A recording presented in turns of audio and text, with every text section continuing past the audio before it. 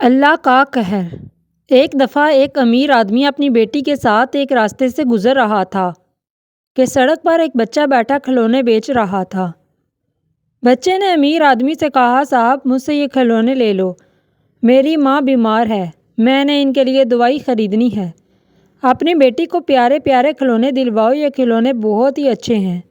امیر آدمی کو غصہ آ گیا اور اس نے بچے کو دھکا دے کر پیچھے کر دیا اور کہا کہ میں اپنی شہزادی کے لیے تم سڑک چھاپ سے کھلونے نہیں خریدوں گا۔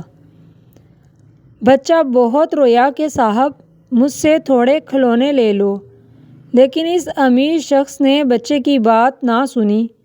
امیر آدمی کی بیٹی کو بہت برا لگا اور اس نے اپنے باپ سے کہا، پاپا کیا آپ کو اللہ کے قہر سے ڈر نہیں لگتا؟ اللہ کی نظر میں سب امیر اور غریب برابر ہیں۔ کیا آپ کو اتنی دولت اللہ نے نہیں دی جو آپ اپنی اس دولت پر غرور کر رہے ہیں؟ اگر اللہ پاک چاہیں تو آپ کے پاس ایک روپیہ بھی نہ رہے۔ باپ پر بیٹی کی باتوں کا بہت گہرا اثر ہوا۔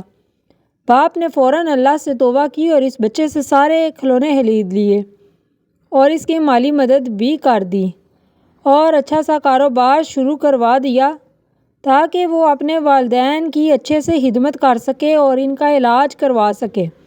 کمنٹ باکس میں بتائیں کہ امیر اور غریب سب برابر ہیں یا نہیں؟